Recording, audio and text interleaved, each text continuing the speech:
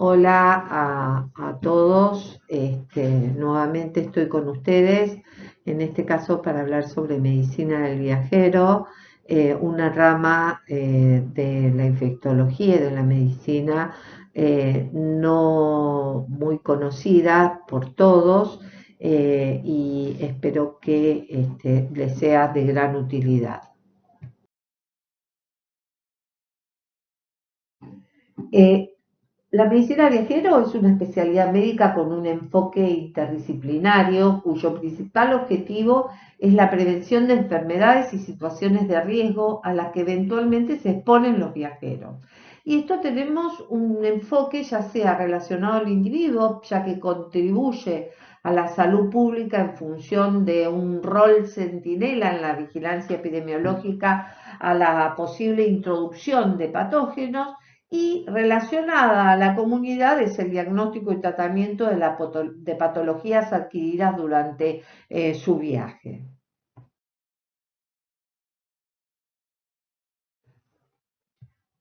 Debemos tener en cuenta además determinados puntos cuando uno evalúa a una persona que viaja. En este caso serían los riesgos sanitarios asociados a determinado grupo de viajeros, ¿sí? O qué enfermedad crónica tienen estos viajeros, ya que debe llevar consigo la medicación necesaria para todo el tiempo que dure el viaje y un poco más. A qué altitudes se va a encontrar, cuáles son los cambios de temperatura y humedad, determinar y tener en cuenta qué radiación ultravioleta va a estar expuesto, cuáles son las enfermedades infecciosas que se transmiten a través de agua y alimentos contaminados, cuáles son los vectores que puede estar enfrentado en este viaje, que son transmisores de muchas enfermedades infecciosas. Ahora bien, todos nos hacemos diferentes preguntas: dónde buscamos la información de los destinos, cómo realizamos la búsqueda de información epidemiológica, y para esto también tenemos que tener dentro de esta búsqueda epidemiológica la epidemiología de base de estos países. Esto cambia lentamente, pero también tenemos alertas epidemiológicas a través de datos online o a través del tiempo real. Ahora les voy a mostrar múltiples páginas donde podemos buscar parte o muchas de estas información actualizada.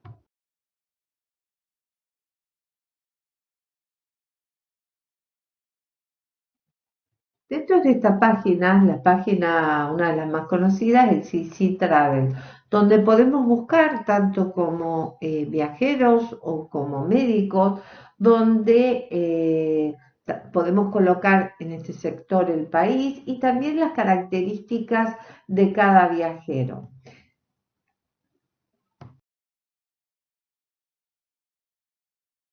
A su vez, esta página también nos da up-to-date o noticias de salud o actualización de las mismas.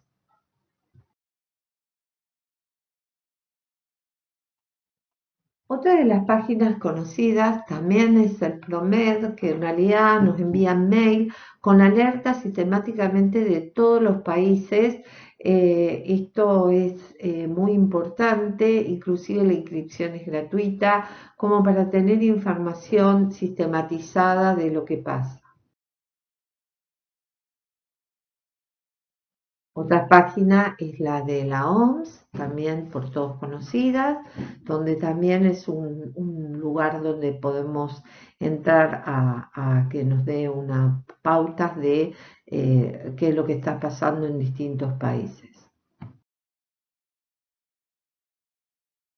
Y después también es importante la Sociedad Latinoamericana de Medicina del Viajero, donde tiene su página y tiene permanentemente actualizaciones y educación, concursos para dicha especialidad. Creo que con esto tenemos un pantallazo dónde y cómo buscar, que después creo que la única forma es realizando la práctica y por supuesto teniendo los conocimientos básicos para la misma.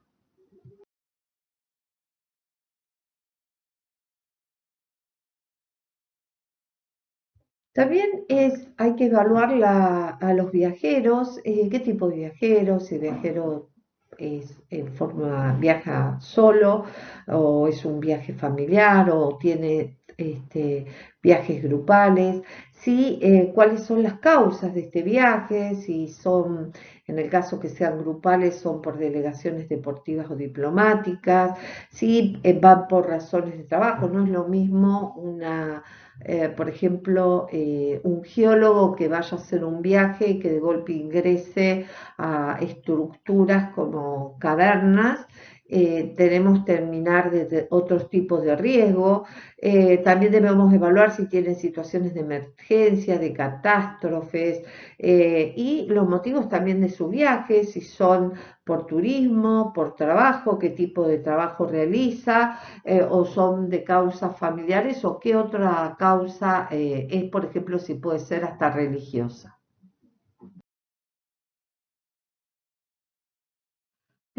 Debemos tener en cuenta, digamos, que las consultas de la medicina del viajero es antes del viaje, puede ser dentro del viaje o posterior al mismo. Cuando hablamos de cómo podrían consultarse, las mismas también son en forma presencial, puede ser en forma telefónica, sobre todo en intraviaje, o por mail, o después del viaje puede ser presencial o telefónica acorde si la persona presenta algún síntoma y dependerá del mismo. La consulta previaje debe realizarse como mínimo de 4 a 6 semanas antes de la partida para poder darle todas las normativas, evaluar una serie de puntos como es la vacunación y lo ideal es que sea mucho tiempo antes de 4 a 6 semanas, pero como mínimo es eso. En caso de que sea un viaje a último momento, siempre se debe tratar de implementar alguna medida preventiva y dar información a la persona que viaja.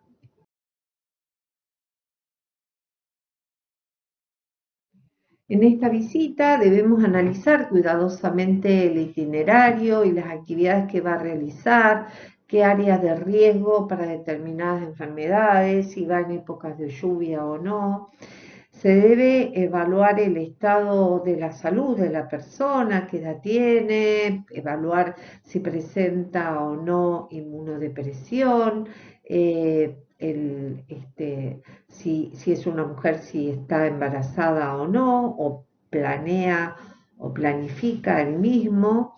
Hay que evaluar el plan de inmunizaciones que presenta y siempre hay que hacer una educación sobre cómo prevenir las enfermedades y permanecer sano, sobre todo en todo este viaje, ya sea, por ejemplo, un buen adecuado uso de repelentes, el tratamiento sobre el agua y los alimentos, las barreras de protección para la exposición sexual, etcétera.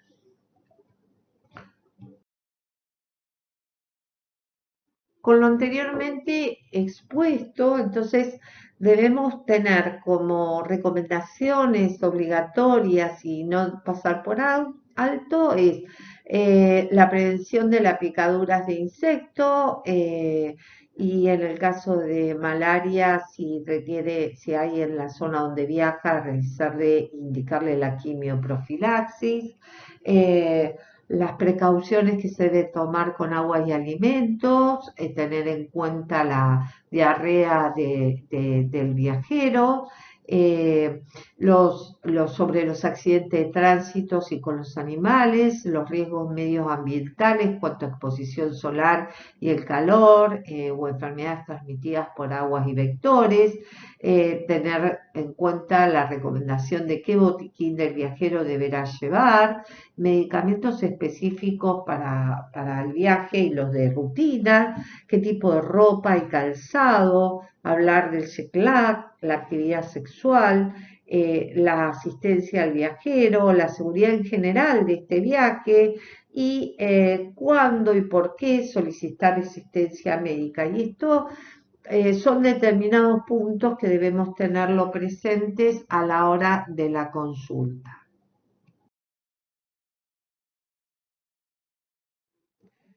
Como ustedes ya saben, las enfermedades transmitidas por insectos afectan a millones de personas en todo el mundo, causando millones de muertes. En el caso de dengue, por ejemplo, afecta a 50 millones de personas al año y produciendo 24.000 muertes. La malaria, más de 200 millones de personas al año, produciendo por año cerca de 600.000 muertes. Pero también debemos recordar otras enfermedades de transmisión por vectores por mosquitos, como el Zika, la encefalitis japonesa, encefalitis del Nilo, etcétera.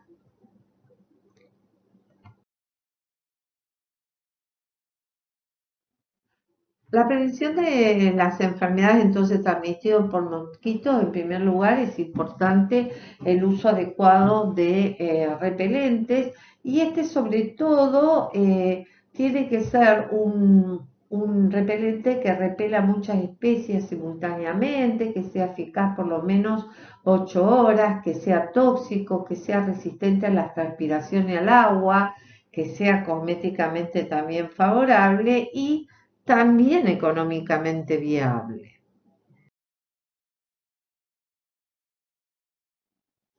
Tenemos dentro de los más conocidos de los repelentes es el DIT, que es la N-dimetil-emetoloamida, es el repelente actualmente más eficaz y que de acuerdo a la concentración de su sustancia es la duración de su protección. Es decir, tenemos acorde a las formulaciones que tienen de acuerdo al 4%, duran pocos minutos, 88 minutos, pero si tienen 23% es de 5 horas y si tienen 35% dura 6 horas.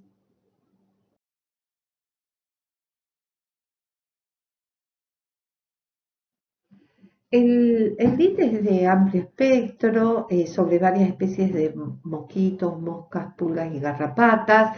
Debe también ser considerado, sobre todo cuando hay exposición a altas temperaturas, con alta humedad, en países donde hay abundantes lluvias y donde hay grandes chances de transmisión de la enfermedad. Recordar que no debe indicarse en menores de 6 meses de edad. Después es importante el lavado de manos después de la colocación del repelente. Es importante que hay que evitar la aplicación en el rostro, tener mucho cuidado al hacerlo. Eh, eh, Siempre hay que tener presente la reaplicación de acuerdo al tiempo y al riesgo de exposición y las concentraciones del producto utilizado. Acordarse que después del baño, ya sea en una playa, en una piscina, hay que reponer posteriormente el repelente y recordar que el uso concomitante con filtros solares puede aumentar la absorción sistemática y la toxicidad de los repelentes. Hay que aplicar, y eso recordar siempre, primero el protector solar y posteriormente, después de 20 minutos, aplicar el repelente.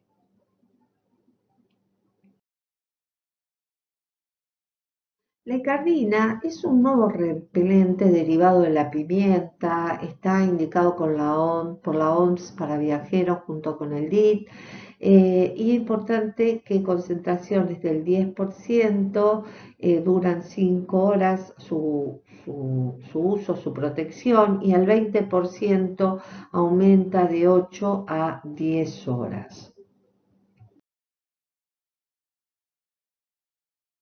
También están los óleos naturales, que son bastante conocidos, que son extraídos de diversas plantas, basados generalmente en esencias de hierbas y frutas cítricas, la más conocida es la citronela.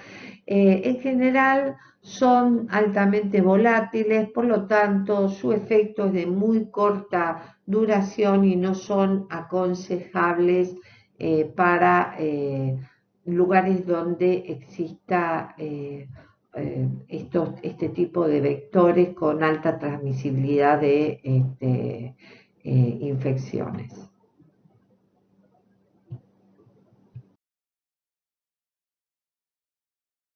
Las otras medidas que tenemos que tener en cuenta es si la persona donde va a parar dispone o no de aire acondicionado, ya que en el caso de disponerlo no requiere otro tipo de medidas. En el caso que no lo tenga, hay que tener en cuenta mosquiteros simples con aplicación de permetrina o carpas tratadas con insecticida, uso de vestimenta adecuada en determinados lugares con medias, camisas mangas largas y pantalones largos. Y hay ropas que son especiales, que han sido pretratadas con repelente y en estos casos, digamos, que son duraderas a través del uso. Es importante que el uso de los mosquiteros y telas con permetida está altamente recomendado para chicos y es seguro para las embarazadas. En el caso de que las personas viajen a un lugar, a un área donde haya malaria, es importante explicarle como medida también la profilaxis contra la misma, recordar la importancia que tiene esta enfermedad, discutir los aspectos de la prevención, que la profilaxis para la malaria tiene una eficacia menor del 100%, que existen efectos adversos de la quimioprofilaxis y que es importante que tengan la adherencia a todas las recomendaciones, es decir, ya sea repelente, es igual a la intervención activa y la toma adecuada de la misma. Acá lo que vemos es un mapa donde vemos la distribución en las áreas de los diferentes países que hay malaria, donde tenemos altos riesgos o limitados riesgos de acuerdo al color más intenso o más suave de riesgo de contraer malaria o de adquirir malaria.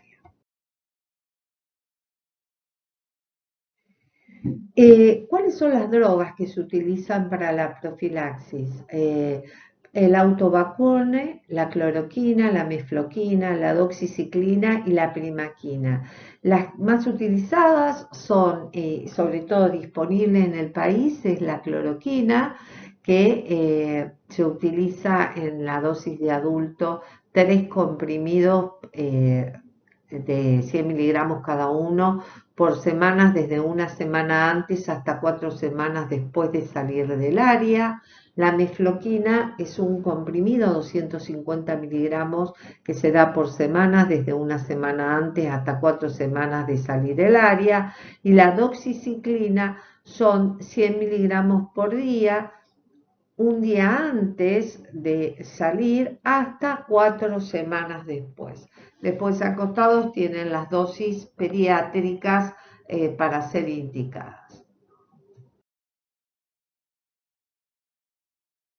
En el caso de viajar a un área donde la malaria sea cloroquino sensible, se le dará cloroquina. Y en general las cepas del Caribe son cloroquino sensible. Las contraindicaciones para recibir cloroquina son miastenia gravis, epilepsia, psoriasis, alteraciones psiquiátricas y recordar que hay interacción de la misma con la digoxina, la ciclosporina, la miodarona y los anticonvulsivantes. Los eventos adversos en periodos cortos son muy raros, pero puede haber algún trastorno de psicosis.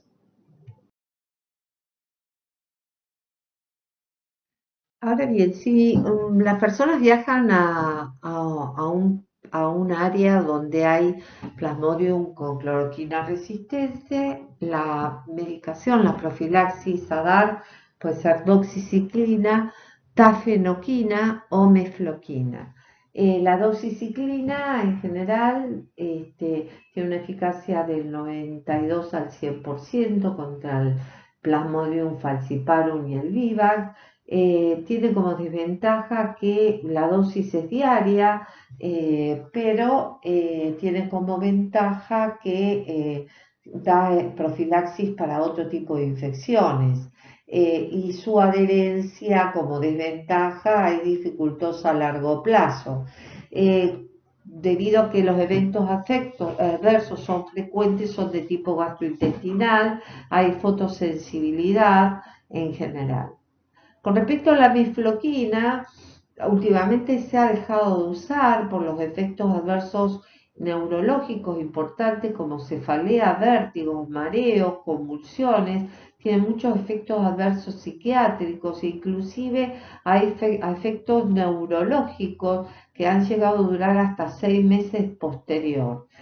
También hay muchos cuadros de depresión, eh, con lo cual generan grandes problemas.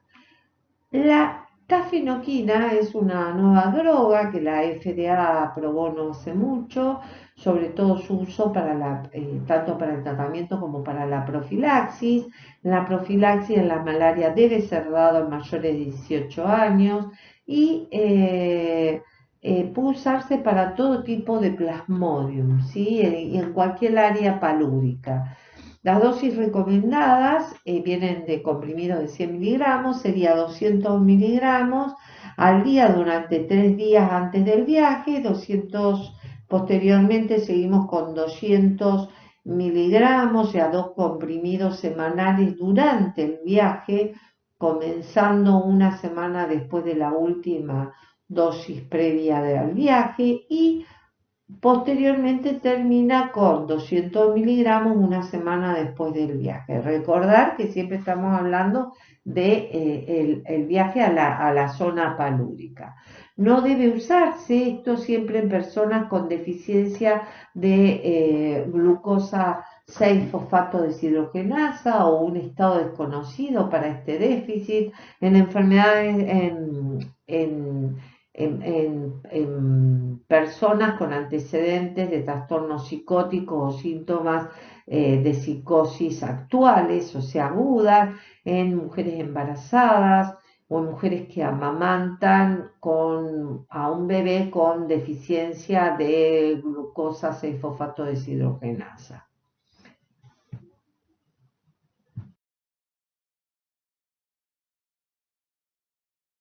Con respecto al asesoramiento de aguas y alimentos, el problema más frecuente del viajero es la diarrea del viajero y que generalmente se relaciona en forma directa con el destino geográfico y la conducta alimentaria.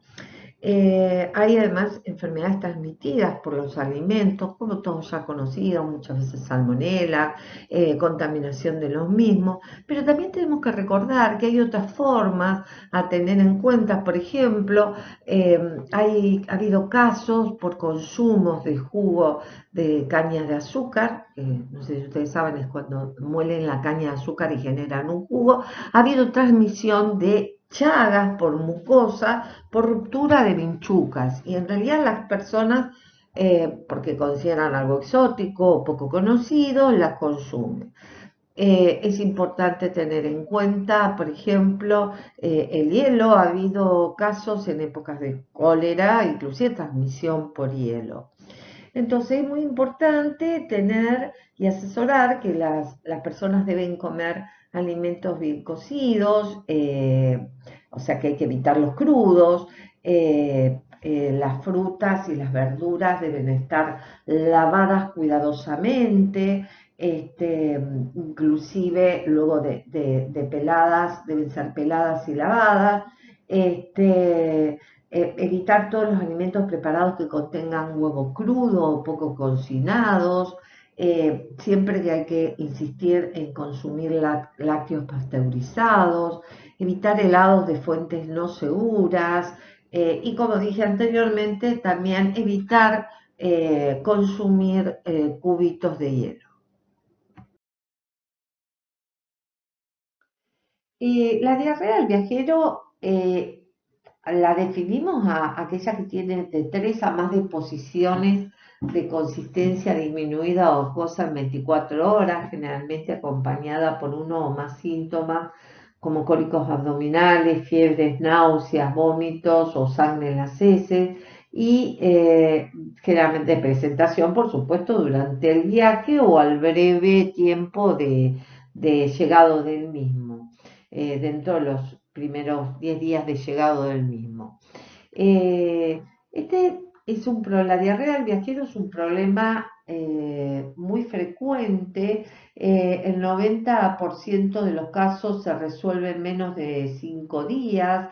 El 1% tendremos que tener en cuenta que puede requerir hospitalización y las conductas de riesgo son el consumo de agua y alimentos no seguros y el consumo de alcohol.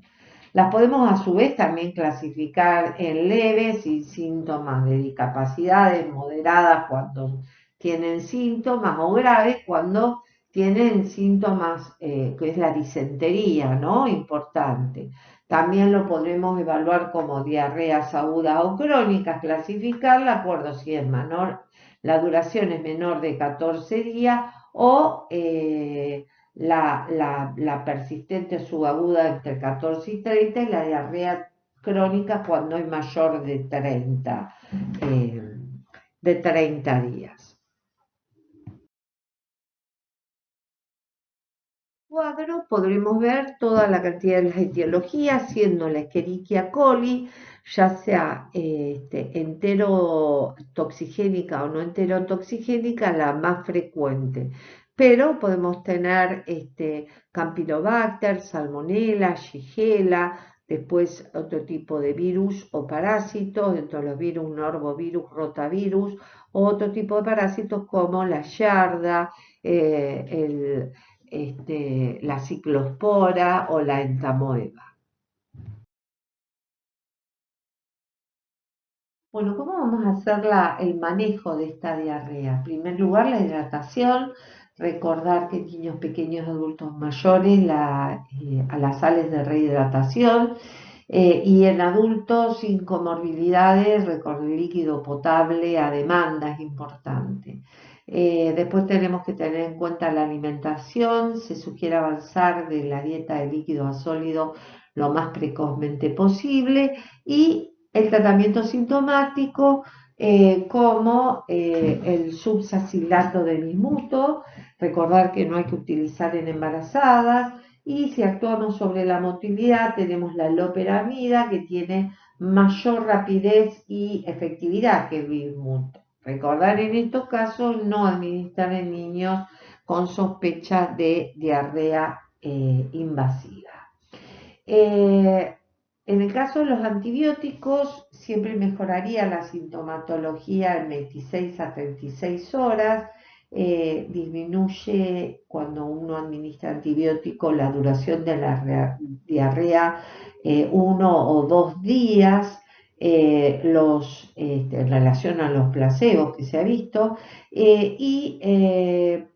los eventos adversos en estas terapias cortas son usualmente leves. ¿Con qué deberíamos tratar? En general, en este caso, tenemos las fluoroquinolonas que son efectivas para la diarrea del viajero. En el caso del sudeste asiático, que vamos a tener mucho Campylobacter y tenemos con una alta resistencia a las fluoroquinolonas, tenemos que tener en cuenta. En este caso, la acitromicina es efectiva para el Campylobacter, que es resistente a la fluoroquinolona y otros patógenos entéricos, siendo la acitromicina además útil en embarazadas y niños. Hay otra medicación como la rifaximirina que tiene efectividad comparable a la fluoroquinolona, sobre todo en zonas con Escherichia coli, tanto enteropatógena como no, pero en realidad no se recomienda cuando hay sospecha de bacterias enteroinvasivas.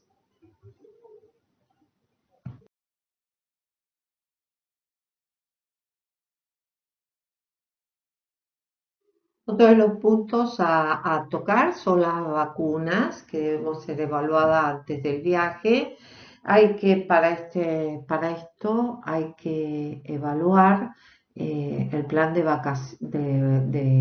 vacunación individual según qué viaje realiza, a qué área geográfica, la duración, qué época del año, qué tipo de alojamiento va a disponer esta persona, si va a tener alojamientos en campamento o en hotel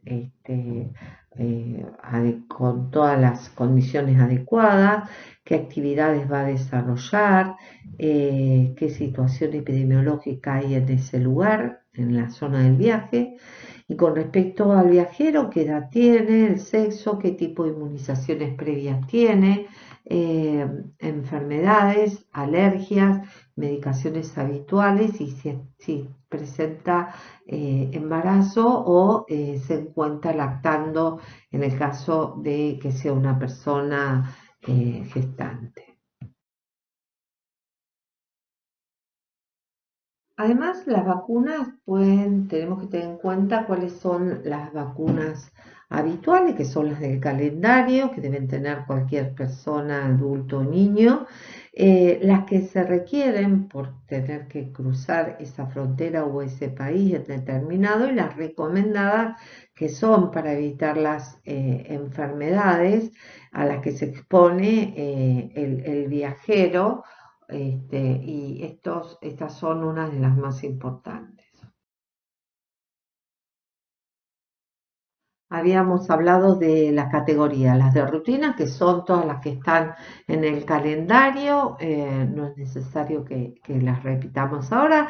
Las recomendadas, que tienen que ver con la exposición y la situación epidemiológica del país, cólera, fiebre tifoidea, hepatitis A, meningocócica, encefalitis japonesa, encefalitis centroeuropea, por la fiebre hemorrágica argentina, fiebre amarilla, rabia, polio o influenza.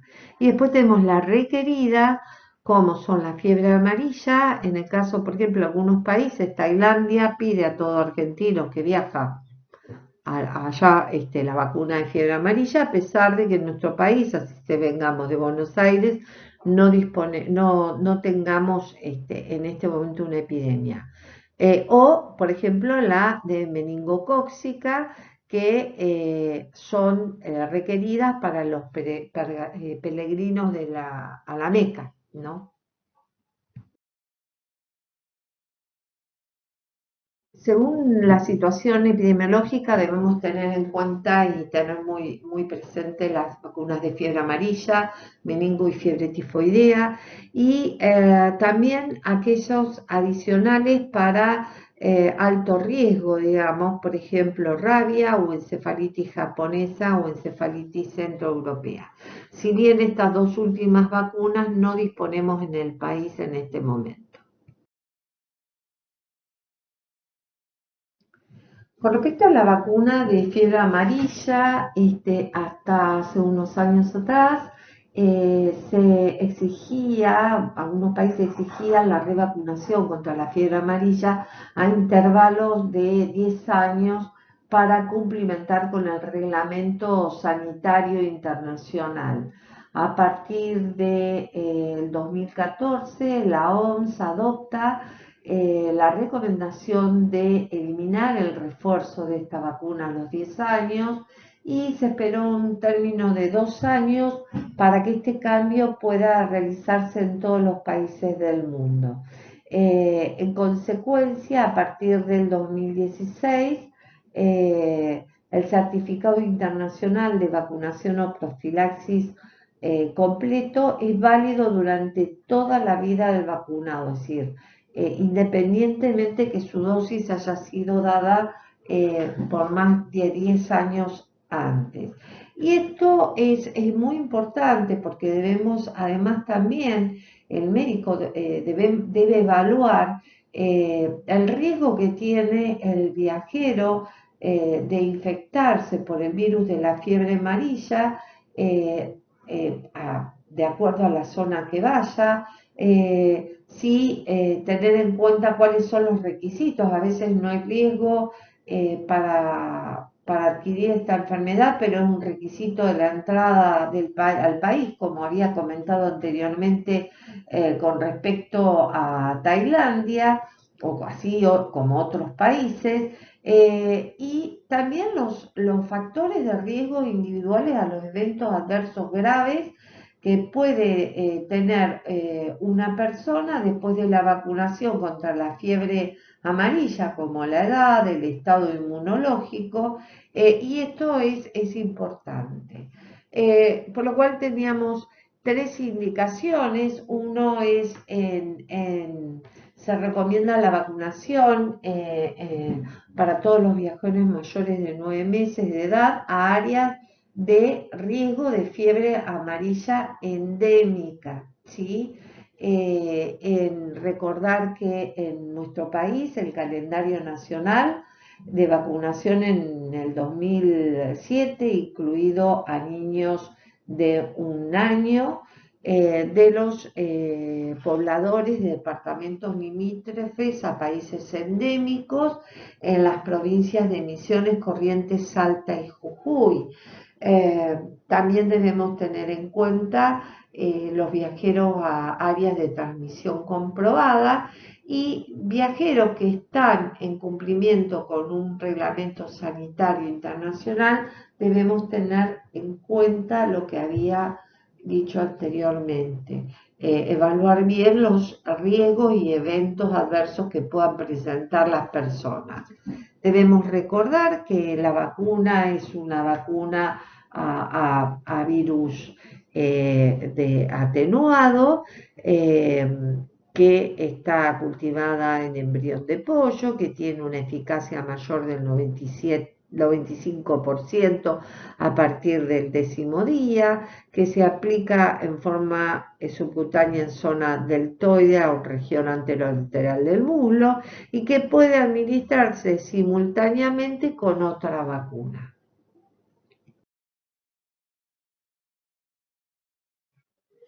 La vacuna contra la fiebre amarilla ha sido considerada y sigue siendo considerada una vacuna altamente efectiva y con un adecuado perfil de seguridad. Los eventos adversos más frecuentes son las reacciones locales. Entre un 2 y un 5% de los vacunados pueden presentar fiebre, mialgias y cefaleas a partir del tercer día post vacunación. Ahora bien, entre los años 2007 y 2013, el sistema de reporte de eventos adversos en Estados Unidos registró un total de 938 eventos adversos asociados de la vacuna, y de estos, el 84 eran eventos adversos serios, ¿no? Generando una incidencia de casi 4 eventos por cada 100.000 dosis distribuidas. Ahora bien, esta tasa de reportes a su vez aumentaba con la edad, llegando a ser hasta casi 10 eventos por 100.000 dosis atribuidas a personas mayores de 70 años. Hay, digamos, tres eventos adversos serios que requieren una especial atención. Una son las reacciones anafilácticas, otra es la diseminación viscerotrópica y otras son las complicaciones neurológicas, incluyendo dentro de la neurológica la diseminación neurotrópica. Con respecto a la reacción anafiláctica, que es hablamos primero, o sea que la diapo está última, la tasa de anafilaxia es de 1.3 eventos por 100.000 dosis aplicadas, y esto siempre fue en personas mayores de 18 años. Ahora bien, la diseminación viscerotrópica tiene un curso similar a la fiebre amarilla, comportándose como una sepsis viral aguda que suele comenzar entre 2 y 5 días después de la vacunación. El problema es que la letalidad cuando ocurre este tipo de eventos suele ser elevada y el óbito puede presentarse entre 7 y 14 días después de la vacunación. En realidad este cuadro se observa en casi todas las edades, con un incremento, sobre todo obviamente aparece cuanto más edad tiene la persona vacunada. Entonces lo que podemos decir es que el riesgo de la diseminación viscerotrópica es de 0,4 casos por 100.000 dosis aplicadas, es decir, 4 casos por millón de dosis.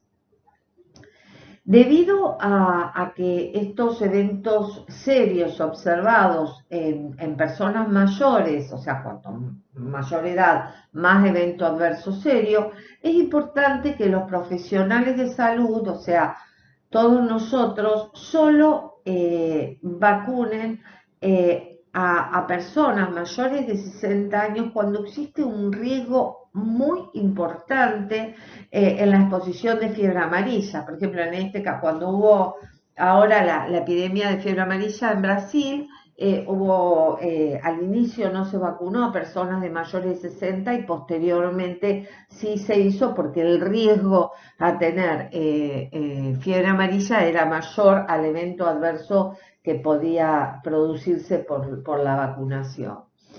Y en el caso, tener en cuenta también que en caso de existir contraindicaciones absolutas, o porque hay exigencias de certificación por parte de países donde no hay un riesgo de circulación viral, hay que extender la exhibición de la certificada, ¿no? De que la persona no puede recibir esta vacuna.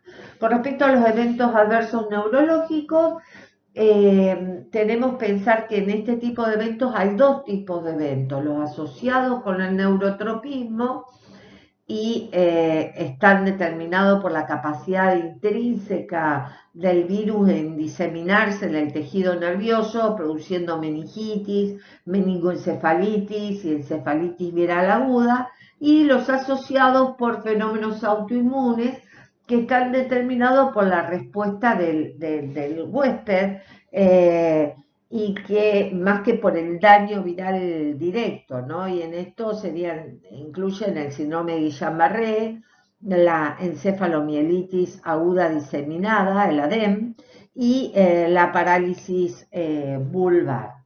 Las tasas en general reportadas de estas enfermedades neurológicas por la vacuna por fiebre amarilla es de 0,8 casos por 100.000 dosis.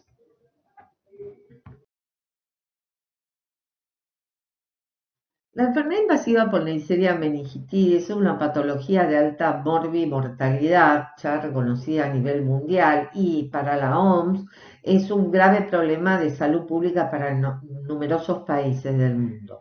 Tenemos que recordar que la Neisseria meningitidis es el reservorio humano exclusivo, y que la aportación nasofaringia oscila entre 5% y 15% en los periodos interepidémicos, y en los convivientes con casos de enfermedad meningocócica invasiva puede llegar a superar hasta el 30%.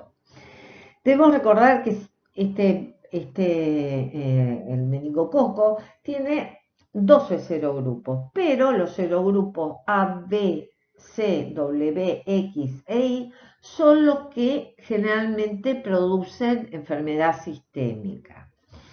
Si bien la epidemiología de la enfermedad meningocócica diseminada es compleja dependiendo también de las variaciones geográficas, las mismas también son bastante cambiantes. Tenemos que tener en cuenta, por ejemplo, que en el África subsahariana se encuentra el denominado cinturón de la meningitis, que se extiende desde Senegal hasta Etiopía.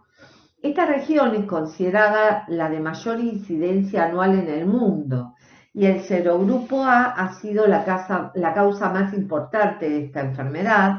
Eh, si bien se han producido otros brotes por el tipo C y el W.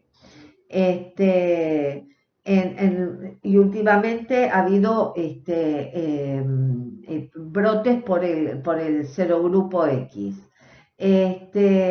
También es importante recordar que en Arabia Saudita se ha asociado esta enfermedad con la peregrinación de la Meca y se han registrado un aumento de estos casos asociados sobre todo al grupo W. Y en el caso de Europa, América del Norte, América Latina, Australia y Nueva Zelanda, tenemos sobre todo los grupos B y C, y tenemos que recordar siempre que la letalidad de esta patología es mayor al 10% y que pueden dejar secuelas graves a los sobrevivientes entre un 11 y 19%. Si bien para los viajeros el riesgo en general es bajo, tenemos que tener en cuenta determinados puntos como aquellos viajeros que van a ir a hacer intercambios universitarios y van a estar en dormitorios en las universidades, aquellos que vayan a realizar la peregrinación a la Meca, a los que viajen al área del cinturón de la meningitis, o sea, al África subsahariana, sobre todo cuando vayan en diciembre y junio, que es en la estación seca, aquellos que vayan a hacer trabajos comunitarios y recordar que siempre la prevención es la vacunación. Bueno, en este caso, en este mapa podemos ver todo lo que veníamos hablando del cinturón de las meningitis. Tenemos las vacunas meningocócicas tetravalente conjugadas, las indicaciones en la Argentina, generalmente en situaciones de brote epidémicos, en los grupos de riesgo, de personas que viven en comunidades cerradas, por ejemplo, militares, escuelas con internados, en albergues, sobre todo en la población de niños y adolescentes. Y tener en cuenta y estar atentos siempre en aquellos pacientes esplénicos, anatómicos o funcionales y en personas con déficit de complemento u otros inmunocomprometidos. Eh, Tiene indicación también a aquellas personas que viajan a zonas endémicas o con brotes epidémicos, a todos los trabajadores de la salud expuestos con el meningococo y toda persona mayor de 2 años que desee prevenir la infección meningocócica, o sea, las familias que deseen prevenir, ¿no? Entonces, resumiendo, en el caso de aquel viajero, debemos tener en cuenta el estado de salud, si tiene alguna asplenia funcional o anatómica o déficit de complemento, o es un paciente con alcoholismo u otras inmunodeficiencias, ver dónde viaja, si viaja al África subsahariana, y ver tenemos que estar atentos a qué tipo de brotes han tenido entre los últimos 2 a 3 años previos del viaje. Hay un requerimiento de la vacunación, todos quienes viajen o quieran visitar o hacer la peregrinación a la Meca, se exige esta vacuna o cualquier en otro periodo, aunque no vayan a peregrinar a un RAM, deben recibir la vacuna. Siempre en general se plantea una estadía mayor de 21 días de estos viajeros y sobre todo aquellos que vayan a realizar actividades o que vayan a tener contacto con la población local. Debemos recordar que la influenza es una vacuna que también la requieren los viajeros, sobre todo si van en diciembre, febrero al hemisferio norte, si se encuentran, digamos, en cruceros o si van a la peregrinación de la meta y en áreas tropicales y subtropicales durante todo el año deben tener la vacuna antigripal si es que ya no se la han aplicado. Con respecto a la fiebre tifoidea y los viajeros, debemos recordar que los grupos más vulnerables son aquellos que van a visitar a familias o amigos, y que generalmente tienen mayor riesgo los que viajan a la India o al sudeste asiático. Debemos recordar también como punto tener presente que hay una emergencia de infecciones causadas por cepas resistentes a los antibióticos. En el caso del sur de Asia hay resistencia al ácido nalidíxico y al trimetopimam sulfametoxazol. En el caso de India y Nepal es resistente a la fluoroquinolona, por lo cual el tratamiento en este caso son con cefalosporina de tercera. Eh, la vacuna es opcional, genera una inmunidad entre el 50 y 80%. Recordar que es importante las medidas de prevención con respecto a los alimentos, la higiene y seguridad de los mismos y de los líquidos. Tenemos dos tipos de vacuna, que es la Vivotif, que es oral, viva atenuada, que se da 3 dosis y que tiene una duración de 5 años, y la Tifibimab, que es de polisacárido capsular, que se administra intramuscular y la duración de la misma es de 2 años. En este mapa a nivel mundial vemos cuál es la incidencia en general endémica de alta endemicidad de la fiebre tifoidea en colores verdes y en forma una endemicidad media en color amarillo. En la blanca prácticamente casos muy, muy esporádicos. Bueno, como habíamos hablado, teníamos dos tipos de vacuna, la Vivotif y la Tifimbi. La Vivotif, era por vía oral, es una cepa viva atenuada, que se da en cápsulas entéricas, se puede dar en niños mayores de 6 años, se da de 3 a 4 dosis con 2 días de intervalos entre ellas y una dosis de refuerzo cada 5 años. Tiene una efectividad del 50 al 80%, pero no está indicada, y esto es muy importante, en inmunocomprometido. Eh, Hay que interrumpir la mefloquina en caso que tuviera profilaxis, o cualquier otro antibiótico, digamos, desde una semana previa. Generalmente los eventos adversos son dolor abdominal, náuseas y vómitos.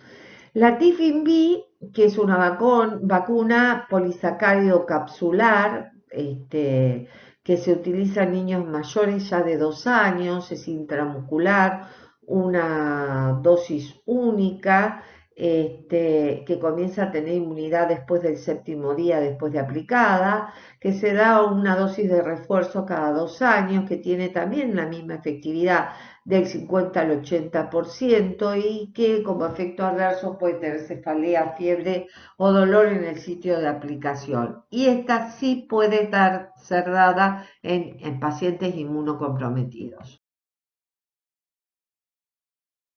Brevemente vamos a hablar también sobre la profilaxis preexposición, de vacuna contra la rabia para viajeros. Sobre todo recordemos que tenemos los espeleoturismos que hacen quienes hacen espeleología, ya sea por trabajo, geólogos, en este caso, ya sea en el caso de espeleología, tiene que ver con los murciélagos, que en la mayoría tienen rabia y pueden generar mordeduras, o veterinarios, o depende del tipo de turismo que se haga, requiere este tipo de profilaxis. Recordar que la profilaxis de la vacunación evita el uso de gamma globulina, además de permitir diferir algunos días el inicio de tratamiento post-exposición, que tenemos vacuna de líneas celulares y que las dosis es de 0, 7 y la tercera dosis que se da entre los 21 y 28 días. Bueno, este es un mapa con los países donde muestran las áreas de riesgo. Obviamente las áreas de color roja son las que tienen alto riesgo para contraer o para tener un accidente con un animal con rabia. Bueno, hay un bajo riesgo de cólera en viajeros, generalmente se calcula de 2 a 3 por millón de viajeros pueden padecer cólera.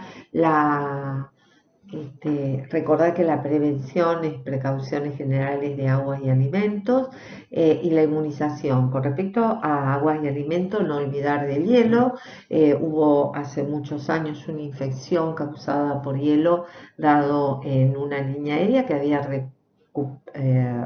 había subido el hielo en un país, en Lima.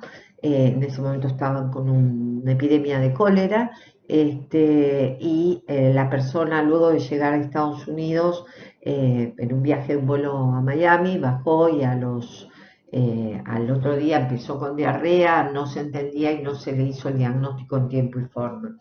Recordemos que hay una vacuna oral que no está disponible en la Argentina, que tiene de 2 a 3 dosis con un intervalo mínimo de una semana y máximo de 6 semanas. Recordar que las indicaciones estarían muy prolongadas en áreas de mucho riesgo y sin acceso a asistencia médica, y que las vacunas son bacterias inactivadas orales con una eficacia en el terreno entre 60 y 80% al año y requiere refuerzo cada 3 años.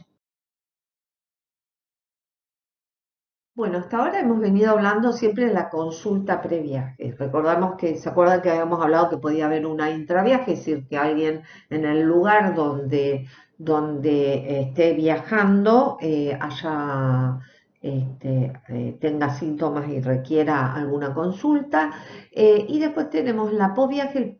El viajero puede venir asintomático y permanecer así, puede tener síntomas, y en este caso hay que evaluar la adherencia a las indicaciones en el previaje, si las tuvo, qué exposición tuvo, en qué lugares fuera de lo programado o todo lo programado donde estuvo, y recordar que tenemos que evaluar la vigilancia epidemiológica de ese lugar en ese momento, porque podría haber un brote nuevo de algo, dependiendo del tiempo del viaje, que antes no figuraba. Y eso es importante como para poder pensar en diagnósticos posibles de lo que padezca el viajero. Bueno, aquí tenemos esta frase que dice: concientizar que la medicina del viajero, aún con sus defectos, es un servicio a la salud pública. Es muy importante, ya que esto puede prevenir la diseminación de enfermedades. Esto creo que en la actualidad, con la pandemia y la velocidad con que se ha difundido el SARS-CoV-2, creo que es una clara muestra de la importancia de esto. Muchas gracias por su atención, y bueno, me despido con esta foto, que seguramente todos nos gustaría en este momento poder viajar, en un momento en que todos no lo podemos hacer, pero bueno, pensando en un futuro y pensar que cuando uno programe un viaje es muy importante difundir esta noción de la consulta de los previajes. Muchas gracias.